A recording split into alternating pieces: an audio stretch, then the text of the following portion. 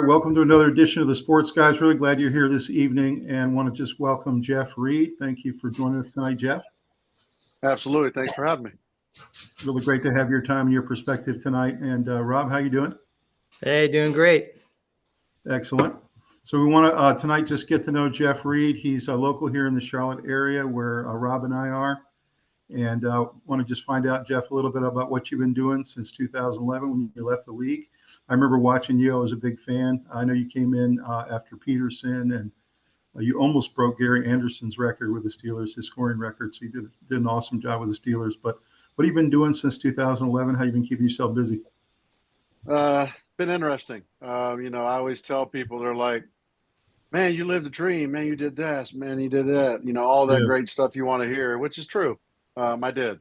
And there's nothing I regret about it. And there's nothing that I wouldn't say was awesome. There's obviously some ups and downs in every business, but after that, I did it pretty much straight out of college. It was my true rookie year, but it was about week 10 when it all kind of culminated to one team. And then after that, we had some bumps in the road, but just like any business, you don't stay there forever, unfortunately. But so once you live a dream at 32 years old, what do? A journalism degree from the University of North Carolina, communications minor. That's the reason I went to Chapel Hill. Pretty much when you move from the Midwest, which I was born in Kansas City, Missouri, lived in Kansas and Oklahoma. When you move from the Midwest to this area, you pick a team. You got Wake Forest, you got Duke, you got NC State, you got the number one team, the Tar Heels. So that's pretty much what you choose. And not that I was a huge basketball player. I did play some competitive basketball growing up. But because of Michael Jordan and because of the colors and just because of the tradition, I wanted to go to Chapel Hill. And so that's how I became a Tar Heel. So I did get my degree. Unlike most kids coming out of high school, I knew exactly what I wanted to do.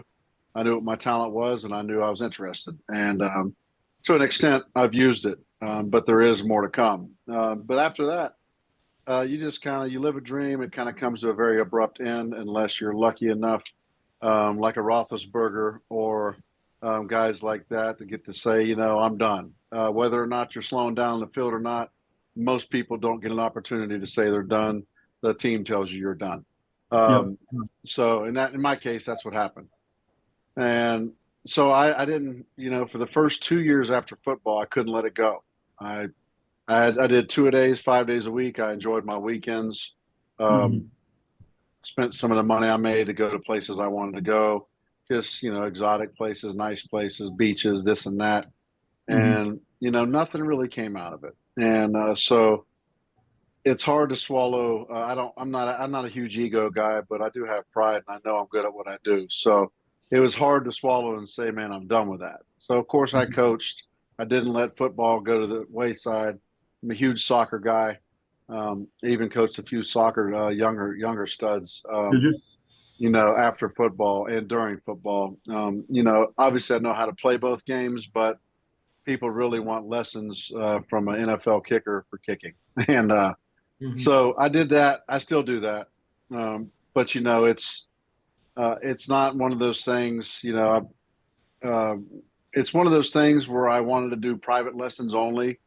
Then I was like, you know what? Maybe I'll jump back into if a college wants to hire me as a special teams associate or assistant, and I learn the game more, even though I know it, I learn it more. I can coach it better. And I had a handful of opportunities that I thought were going to be awesome, and they all fell through. So, and these were connections. These weren't just like, hey, let me call this guy, see if he likes me. No, these are people that that coached me. And because of head coaches, I never got that opportunity. Not to say that's over, but that's what I wanted to do. Then I'm like, okay, I'm not making any more money. My paychecks came to an abrupt end. So I might as well get a job. Well, getting a job after you live the dream is a tough thing to do, because even though I have a degree and even though a lot of people wanted to hire me for their line of work, I really didn't know what I wanted to do. And I met a guy that owned car dealerships, and so he's a Steelers fan from Steubenville, Ohio, which was easier for me to meet him. But he goes, well, you already got a job. I know what kind of personality you have just by watching you on the field and your interviews. And So I was a car salesman, which people make fun of. Not me, just in general, that topic. Usually a used car salesman is what they make fun of. I did that, and I was like, I don't know anything about cars. I have a lot of friends that need cars, so that worked out okay for me. But I'm like, I got to use my brain. I don't want to work just to work. And so he actually was like, well, because you've been doing great things for me, you're way smarter than I would have ever thought, because a lot of former athletes just kind of hope and pray someone just gives them money, which of course that would be nice, but in my case that doesn't work out. So he upgraded me into a finance doing finance department, and then I became the finance director. So I worked in a dealership as a finance director for almost 3 years. Made good money, had a horrible lifestyle, worked 85 hours a week. And then I finally, in 2018, I'd had enough. And because you sit at a desk all day, you're used to running out of a tunnel, people patting you on the back for a good kick, people threatening your life for a bad kick. It's just not the same. And so, and there was a lot of factors in that, but to keep this as short as possible, I did that for 3 years. I'm glad I learned the business. I know the next time I buy a car, I'm either going to buy from someone I know, or they will not rip me off. I promise you that, because I never knew some of the, I wouldn't say lies, I guess some of the sales tactics that happen in a dealership until you do it. So that was great. Great money, but like I said, no lifestyle, 85 hours a week. And you're working every Saturday. That's your big day. That's your game day. I couldn't watch college football. Sundays I was exhausted. I barely saw any football. I was like, this kind of sucks, but I'm glad I learned it. And I can always go back to it. If worse comes to worse, I know I can go to a job that's going to pay, $7,000 to $10,000 a month if I really choose to.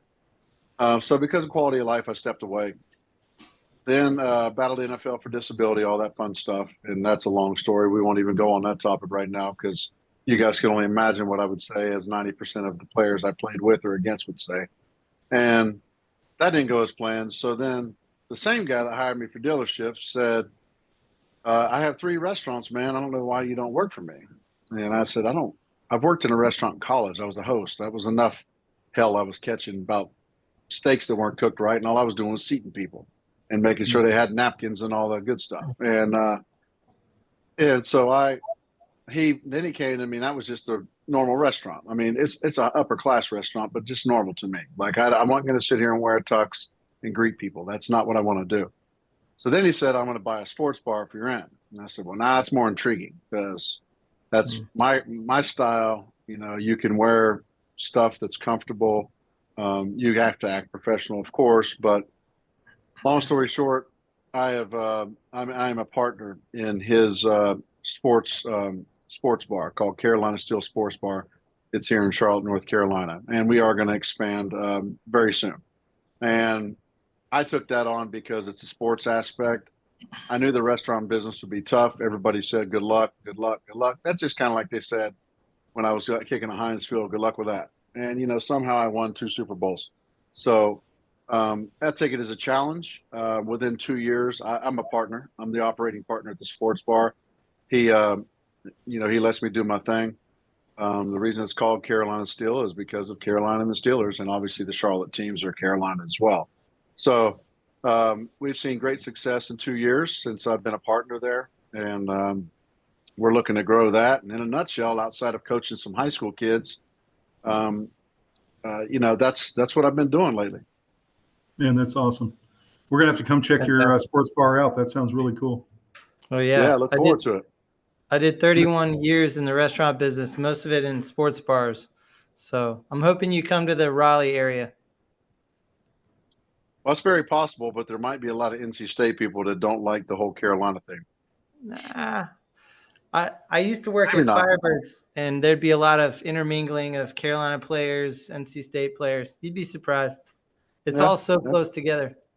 Fair enough. And actually, he works right now for NC State. He runs all the dining halls there. So he sees the rivalry up front. Yeah, no doubt about it. Yeah. So I got a question for you. So you went to East Mecklenburg High School, right? Yep.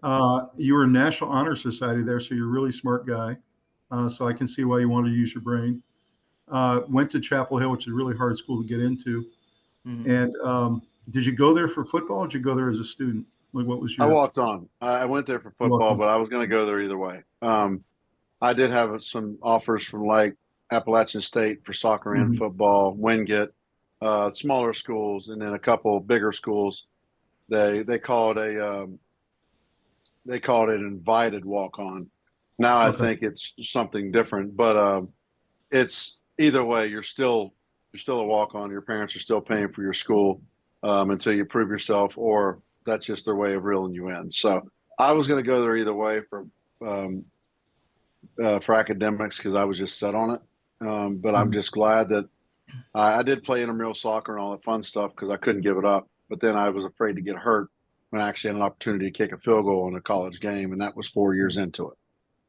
Wow. Very cool. Unbelievable. So how did you make the transition from soccer to football? Just curious. Well, I mean, obviously, there's straight on, which is dinosaur kicking of a football, and there's also soccer style. So soccer style kicking is what most kickers do today, almost all. I can't say all because there are a couple straight on guys. However, just kicking a soccer ball, you can hit it with the inside of your foot, the outside of your foot. You can curve it, you can banana it, you can volley it, you can half volley it, you can do a bicycle kick, you can do it all. Football, there's one way to strike a football. There is no one. I'm not going to tell you there's one way to kick a football because there's a lot of people with horrible mechanics that I would never coach that can make 90% of their field goals, and that's pretty damn good. But there is one way to strike it. So, of course, when I first tried this, which my first time ever kicking a football was after my junior year in high school, and my dad was holding for me, and he was a football coach, but he was not a kicking coach, and he was just said, I'll go hold for you if you want to try it. And I kick it really far because I kick a soccer ball 80 yards. I mean, I took all the free kicks, took all the throw-ins. I broke records in my high school for goals and assists and all that fun stuff. And I was on a travel soccer team. I wanted to literally play on the Olympic team or World Cup team in soccer. That was my goal. And when I was not getting the opportunities that I wanted, I would have still played on full ride soccer somewhere if football did not work out. But I chose the football route because I found a camp that I went to, then I ended up working at for years, that gave me, even though it was boring at times, gave me the mechanics on how to kick a football straight instead of just far. So that's how that kind of worked out. It was the leg strength was no problem. The flexibility, I could do a full split.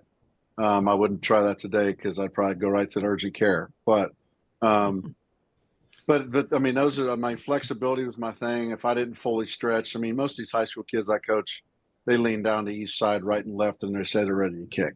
If I wasn't a full sweat and fully stretched out, I couldn't do anything athletic. So I don't know I would guess I'd credit that to my father because he was my first soccer coach at 5 years old. But I don't know what ingrained in my head the ability or the impact that stretching had on success in any sport. Rob, you had a question? Yeah, in my notes, I have something about a radio program. Did you do that, or do you still do that?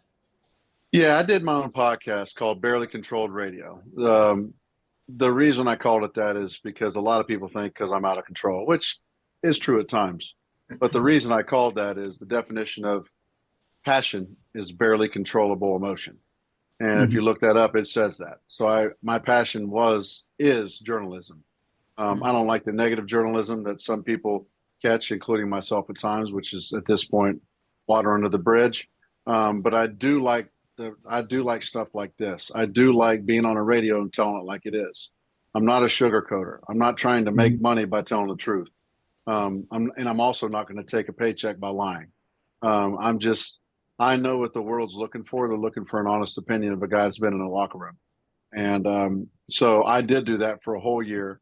My producer was in Arizona. I did it from home. I have very expensive equipment, but I probably profited $2,000 in 12 months. And nobody, even an 8-year-old kid, can make a living off that income. So that's true. I commend you guys for doing what you're doing, and you're probably not doing it for the money. But the one thing I will say is, I love to do it. It's very time consuming. You have to be prepared, and because I did it by myself too. I couldn't bounce off anybody.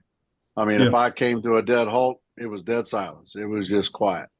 And I interviewed, obviously important teammates from the Steelers. But I had, Ryan Lochte right before he went through all that stuff he got in trouble for. And, I had country singers that were 16 at the time, and now they're big time in Nashville. Like my guests were awesome, but I had to keep that conversation going, which I love the challenge. But once again, you do it for fun if you're comfortable financially where you're at.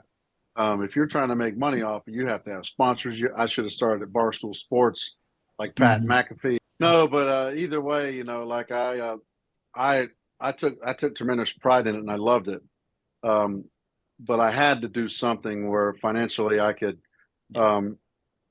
progress, pay my bills, and not have to worry about anything. And so I did do that. People still ask if I still do it. I do interviews, I do podcasts, I do stuff all the time. But I do not have my own personal show. If I'd have known Barstool Sports existed in college, which I'm sure it's existed for quite some time, I would have jumped all over it.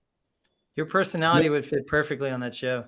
I saw a really funny TV bit you did with NFL Films. Yeah. How long ago was that? That was probably right around COVID. So I would say probably 3-4 years ago. Man, everyone out there, you should go watch that. It's funny. It's so funny. Who wrote that? How did you guys come up with it? So there were two actors actually that reached out. They're from Pittsburgh, of course. Well, one was from New York, one's from Pittsburgh.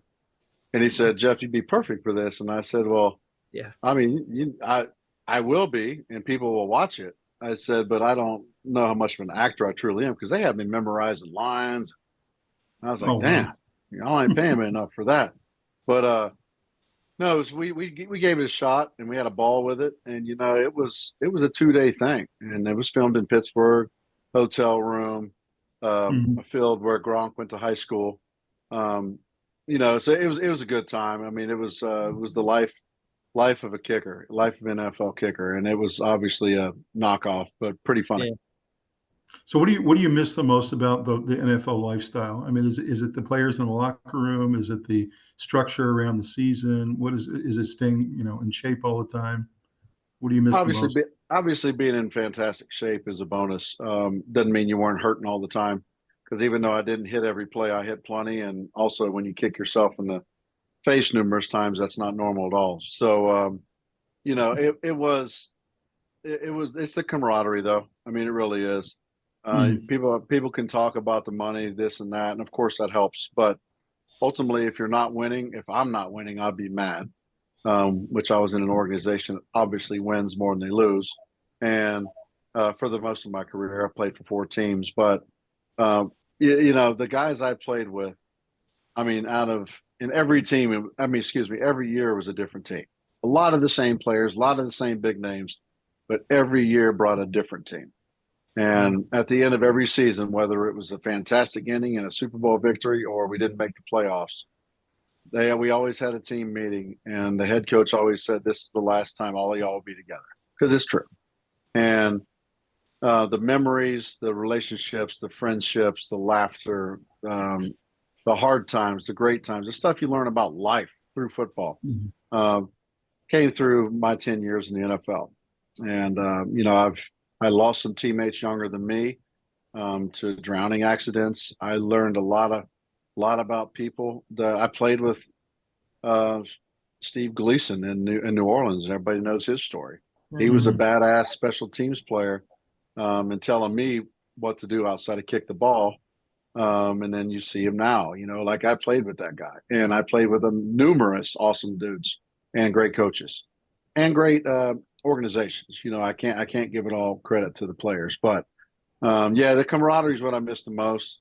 I don't miss the business. The business, if I told you and got into the dark details, I'm very bittersweet to a lot of things. But I would say if you interview 90%, 95%, even maybe 97% of the people that at least played a few years in the NFL, they would say the same thing.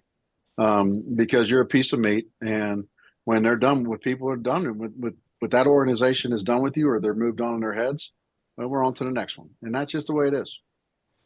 That makes sense. My next question for you is a playoff kick or a Super Bowl kick a little bit higher in pressure? Do you feel it? Do you get more nervous? I looked at your entire playoff kicks highlights on YouTube, and it just seemed like you were money. So it didn't seem like you were nervous at all.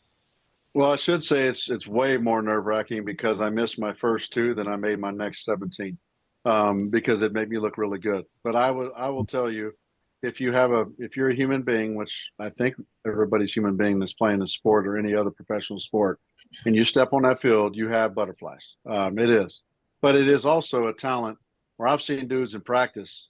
I'm like, this guy's unconscious. Like, this guy will never miss. And he gets in a game, he can't make a 35-yard field goal. I'm just the opposite. I'm pretty damn good in practice, but I wasn't perfect. But I know in the game, you can count on me. And that was, I don't know why it's like that. I had a friend that's he's trying out for the PGA Tour. He's a hell of a golfer. I wouldn't play with him because I'd just slow him down. But I watch him. He's taught me, gave me some lessons just so I can at least hit a ball, all that stuff. And he said the other day, he's playing in these, more charity events than anything. But he said, my last tee shot, I had to hit in front of 500 people and I could barely hold the club. And this guy's like unconscious as a golfer. Mm-hmm. Obviously, he's not Tiger Woods or he'd be on the tour, but he's pretty close in my opinion. And he goes, I don't know how the hell you did it. And I said, I don't either, because I hear the noise. I hear the other team barking at me, yelling stuff at me. Mm-hmm. But really, all I can trust, because there's 11 people on that field that have to do their job. Mm-hmm. I'm number 11 when it comes to a field goal. If everybody else doesn't do their job, I'm not going to have a chance. So that's the way I look at it. So if the ball's there, I got to make it. And, that was a philosophy. I always told myself to be a hero, because as a kicker, you're either a hero or a GOAT. And GOAT is not meaning the greatest of all time. People want to kill you, literally. Especially in Pittsburgh, if you miss a huge kick and what was going to be such an awesome celebration turns into, I hate Jeff Reed, he missed that kick. Didn't happen very often, but it did happen before, and it wasn't a good feeling. Tough to go in public that week. So I was built that way.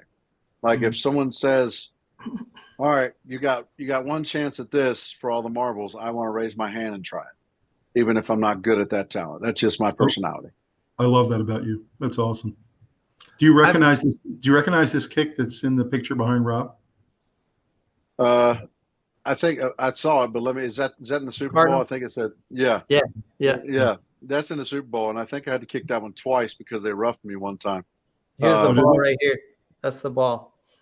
Yeah, right. So the first time I made it, and then they roughed us. So of course we're like, all right, well it's first and goal, we're good. So we lose 4 yards, and I kick it again. That's all. Even though it's 19 yards, it's always the worst.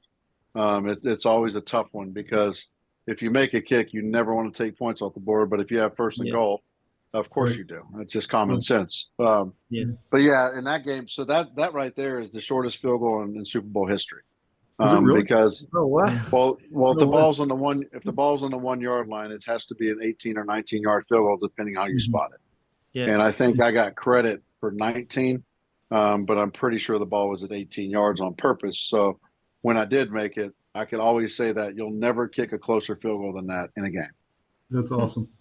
Amazing. Would you rather kick a 45-yarder than an 18-yarder? It doesn't matter. If I get an opportunity to help my team, I go out there and do my thing and move forward. And in other words, there's no distance that's kind of your favorite range. I mean, no, I mean 18 from a hash is tougher than people think. Not because of distance, just because of the angle. And if you barely miss hit it, you will miss. That's the sad part. Then you're embarrassed because you're like, holy hell, I'm getting paid pretty good money to kick a football, and I can't make a 19-yard field goal. But it's just, you have to do you can't take it for granted. As soon as you take it for granted is exactly when you fell. Yeah, that makes sense. Did you work with sports psychologists at any point? No, I knew a guy, and he wanted to help me. So he said he wanted to help me, but honestly, like I went through some tough times that nobody knows about during football, and I had some of the most confident times of my life during football. And I thought going to someone like that, me personally, I don't think it's ever a bad idea as someone that thinks they need it, or someone that's in a huge slump, or you could tell they're mental wreck. But I thought for me it would make me think way too much because the kicking, you obviously at the NFL level, you know what to do. Everyone kicks differently. Some people have terrible form and have awesome stats. Some people have perfect form and just can't make anything more than 65% of their kicks.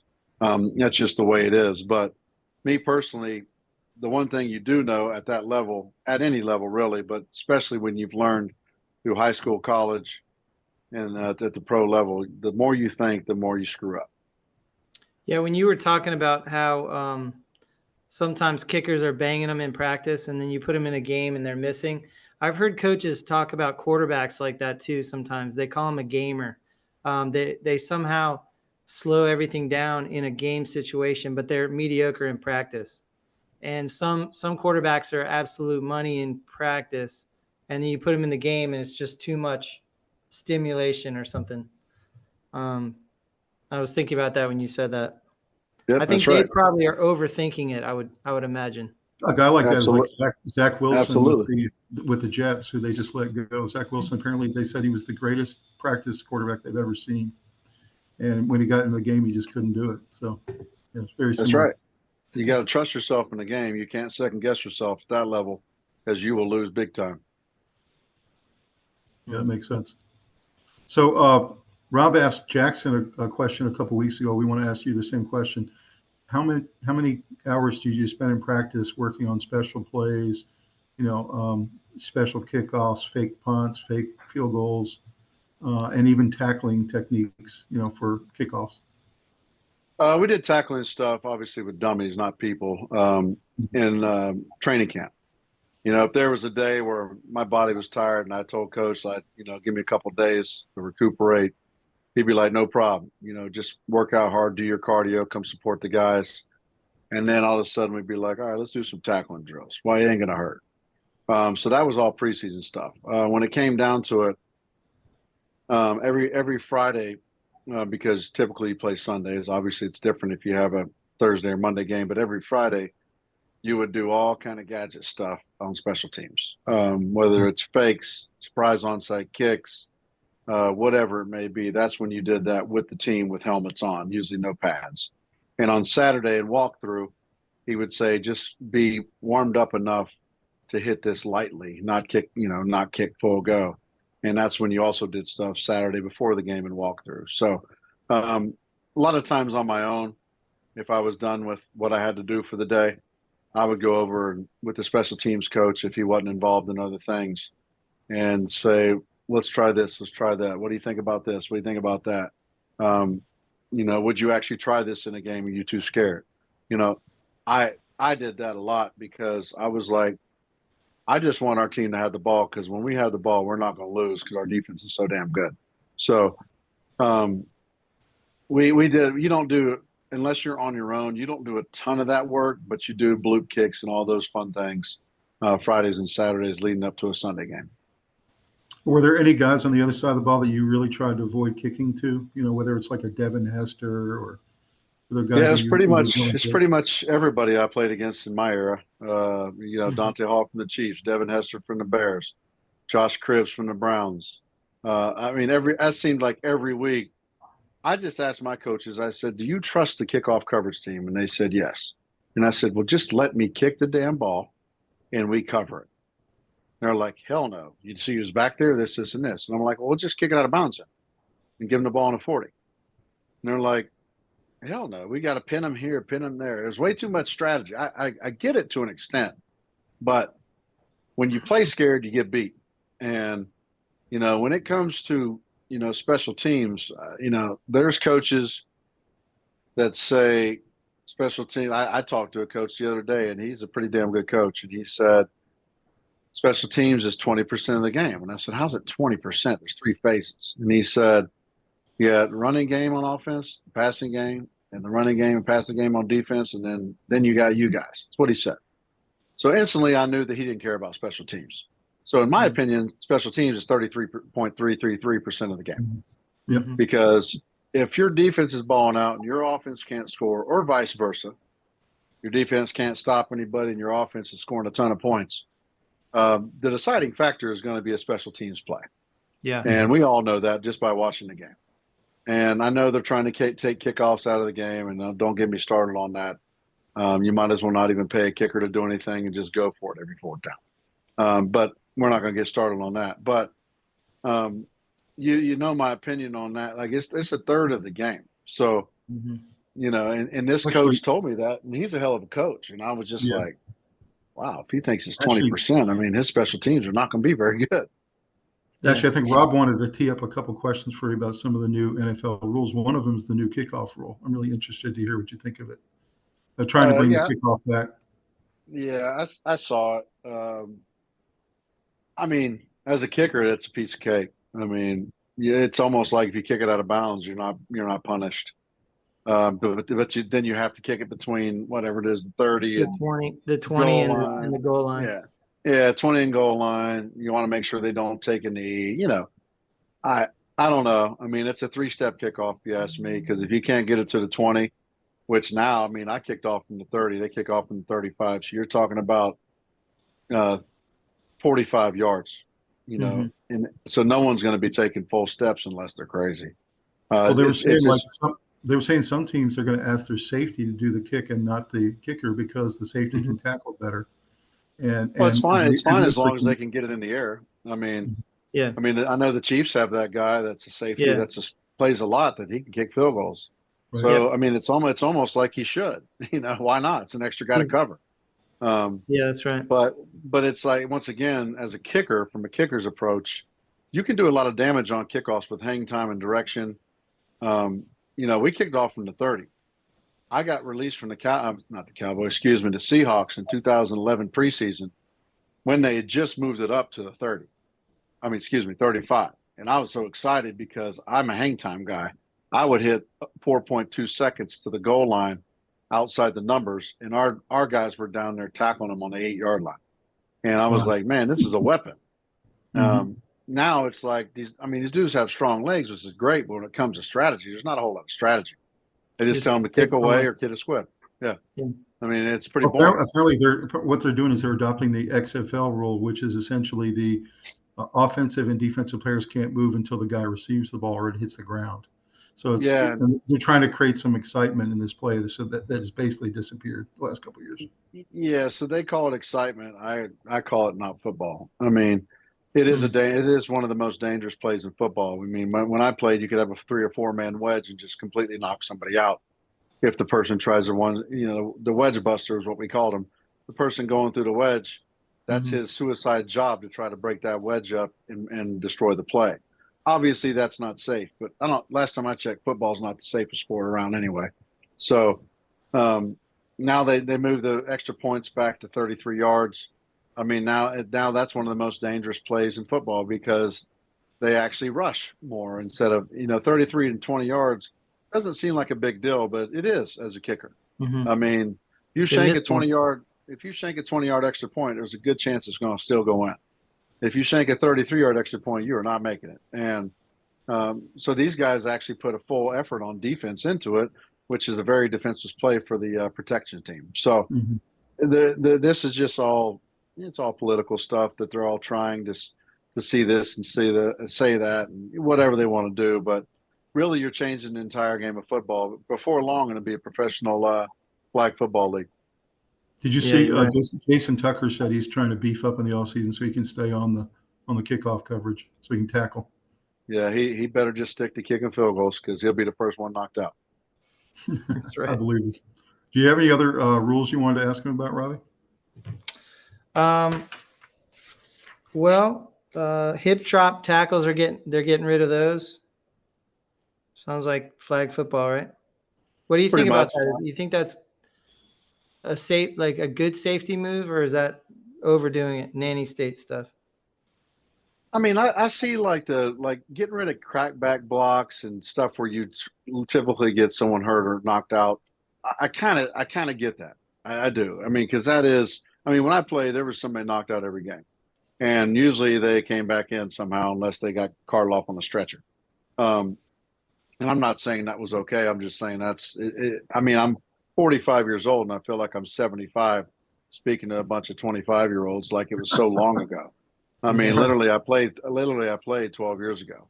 And I get the safety part, I do, but if you sign up to play professional football with the size of these men and the talent of these men, there's going to be a good chance that you take a blindside hit or you get injured. I mean, that is what if you signed up to play that. And I mean, I don't think you should be skewing all these things to make it supposedly safer, but let's be realistic. Is it really that much safer? I don't know. I don't think so. Mm-hmm. I'm not sure. Well, there are 12 adjustments they're making to the rules this year. Not all of them are super consequential. Some of them have to do with how many quarterbacks you're allowed to bring and rules about injury lists when you're on the road and all this other stuff. So not all that's all that consequential, but something about a Hawkeye feed to the coaches in the booths. Do you know what that is? I have no idea what that is. I don't know what that is. We'll hear more about that. We're thinking that's the camera that goes above the quarterback and roves around. And right now that only goes to the TV audience, but the thought is maybe it goes to the offensive coach. I think it's going to go to the coaches this preseason, and then next year it's going to be into the booth all season. Well, see, I don't have a problem with that. I mean, that could add excitement to the game. Yeah. The thing I have a problem with is if you touch a quarterback, push him down late, it's 15 yards. Or, like someone's out of bounds, but you're already diving and you touch their ankle and they fly into the benches if they got killed before, and it's 15 yards. Like those things, I mean, that's football. Now, there are blatant late hits, which are very illegal, and there are blatant cheap shots, which are very illegal. And those should be taken out of the game, and those players should not be allowed to play after so many warnings. However, those are people that literally like to hurt people, and that's not a way to play football. Playing football is hard on your body, but you have to have your head on a swivel at all times. I mean, because I was one of the biggest kickers in the league, and so if I was down there with my nose in it, there were guys trying to knock my head off. But I knew that. So if I didn't keep my head on a swivel, I'd end up on my back in 2 seconds. So, and they don't. It's playing the game. It's part of football. My last question for you before we get into our presentation is: who do you think is the greatest kicker you ever saw kick, whether on the opposing sideline or whatever? And then, secondly, who do you think is the best kicker in the game today? So as far as my competition and even previous kickers before me, I always was a huge fan of Pete Stoyanovich because he played for the Chiefs, and I grew up in Kansas City. Not to say he was the best kicker by any means, but he seemed pretty damn solid every time I watched him. But my idol, one of the people I kind of aimed my game to be like, was Phil Dawson. Obviously, I played against Vinatieri. He was a badass. Vanderjack was a badass. I mean, these guys' stats were unbelievable, but the conditions Vinatieri kicked in were much similar to what I did in Pittsburgh. And I know how tough it is. Janikowski's a good friend of mine. Obviously, he's in the Hall of Fame, or if he's not, he will be.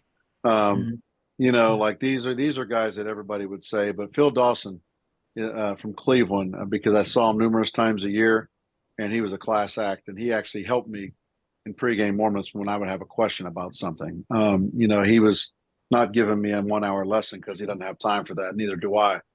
But if I had a question, he'd help. And just watching him kick, he was one of the most solid kickers I've ever seen in my life. As far as who's the best kicker, unfortunately, it has to be a Baltimore Raven. Tucker has some of the worst form I've ever seen in my life, but he makes 95% of his kicks. So he has to be currently the best kicker in the NFL. Yeah, I would agree with that. And I would say all the people you named are all Hall of Famers, like you said, fantastic kickers. But I think Vinatieri, probably the one that comes to most people's mind who are just casual fans, right? Yeah, well, as far as the clutch, nobody takes a cake from him, because I couldn't tell you how many times, whether it was in a pigsty and snowing and 12 degrees, or if it was in a dome, you could just say, well, if he's out there, we just lost. And usually you don't think like that as an athlete, but there's just certain things. As long as that hold was put down and that snap was solid, he's going to make it. Plus, he had number 12 on his side too, right? That kind of helps. Yeah, that doesn't hurt when you have a guy that scores 5 touchdowns a game. Yeah, he beat our Panthers back in the day. Yeah, and then they blame John. And they rough. blame John Casey on it, for kicking the kickoff out of bounds. They still talk about that here. And I said, man, the last time I checked, he kicked it out of bounds. They got the ball in the 40s, so you could have played about 20 or more yards of defense. Yeah. Did you ever play against Pat McAfee? I did. Pat is he's from Pittsburgh. He went to West Virginia, as you guys know. Yeah. And like there were times he got death threats because he missed. He was a great hell of a punter, but a pretty decent field goal kicker, but not great. And he got death threats a lot at West Virginia for missing chip shot field goals. And he would pick my brain when I was with the Steelers in my early years. And I didn't realize how good of a talent he really was, and an athlete, not just a punter or kicker, until I saw him actually do that. So Pat's a trip. Obviously you see him on the show, and that's his personality at all times, not just for that show or numerous shows, WWE, everything else. But I wish we kept in touch better. Either he's too big for me or he's giving me the wrong number. I don't know which. Probably both.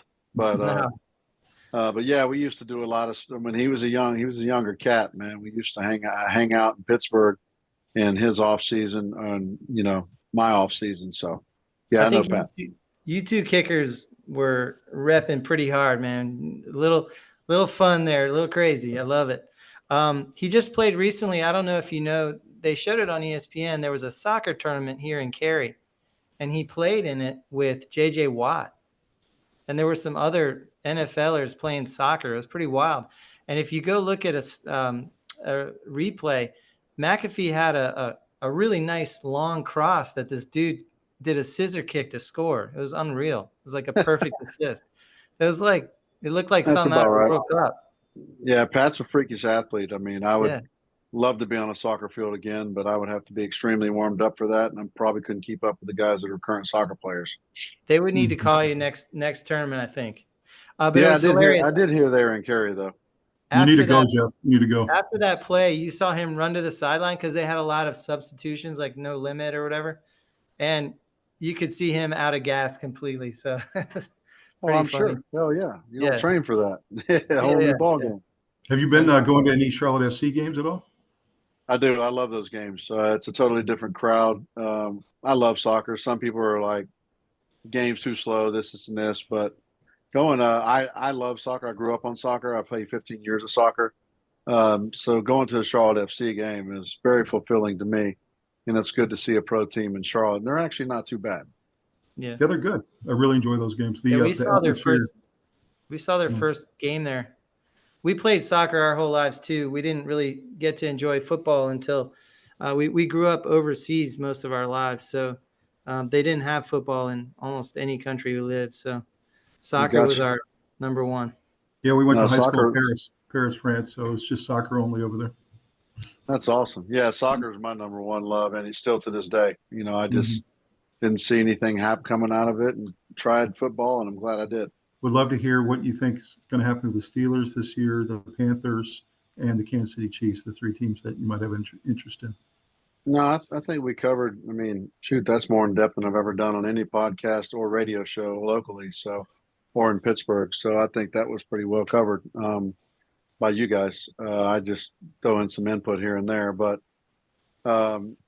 as far as the Steelers coming up this season, everyone's super excited. I mean, I own a Steelers bar, so I've seen people come in there now that want the Steelers to be on tonight, and it's really because of changes at the quarterback position and the way they ended the season.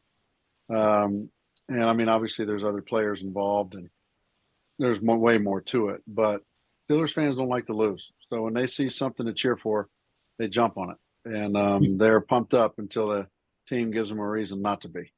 You think they mishandled Kenny Pickett at all, or?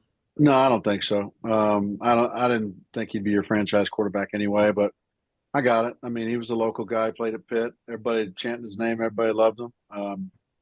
I don't know Kenny personally, but I know his family, and they're super cool people, and I wish him nothing but the best. But the stuff he pulled at the end of the season when he chose not to dress because he wasn't going to be starting. I mean, I wouldn't want anyone to be part of my team that like that.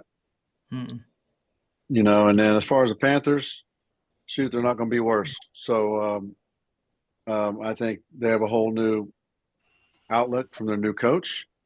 There are a couple coaches here that coached me in Pittsburgh that were different positions in Pittsburgh that I didn't even know they were coaching here until I just found out. So that's that's promising. But I guess we'll just find out. I mean, I don't know what to expect from them. And can Kansas City three-peat, you think? That's tough. Talent-wise, yes. I mean, even if everyone stayed completely healthy and played every minute of every game, it would be extremely tough. It's tough. It's tough to get to the Super Bowl. I've gotten there twice and won twice, and that's unheard of. But to win it like Tom won it, to win it like Mahomes is winning it, that is not an easy feat. Man, congratulations for both wins, and congratulations for a great career. And you've been a lot of fun to watch. How often do you wear your rings? I do it at charity events. I'll wear it probably the first game at the bar for the Steelers fans. Playoff run or the actual Super Bowl when we're showing that, I'll wear them. But I don't do it too often. I don't do it too often. You never know in this world how quickly those can disappear, even though they're insured. Yeah, ask Robert Kraft. Yeah, no doubt. Yeah, his got stolen by Vladimir Putin. Perfect. Are there any better fans than the Steeler fans? I mean, Steeler Nation is just. I couldn't name them. I mean, I'm biased because I played there for 9 seasons, but I don't know. The way they travel, every game seems like a home game. They're tough on you at home. They're tough on you all the time. They expect perfection, which is fine because I'm tough on myself, and most guys are tough on themselves. But man, they love their Steelers, and those some of them have not a dollar to their name, but they'll find a way to get a Steelers ticket and go to a game. That's crazy. Well, Jeff Reed, I want to thank you so much for joining us tonight. It was really a privilege and an honor, and we really appreciate the time. And you are invited to be a guest anytime you want to be on our podcast. We would love it.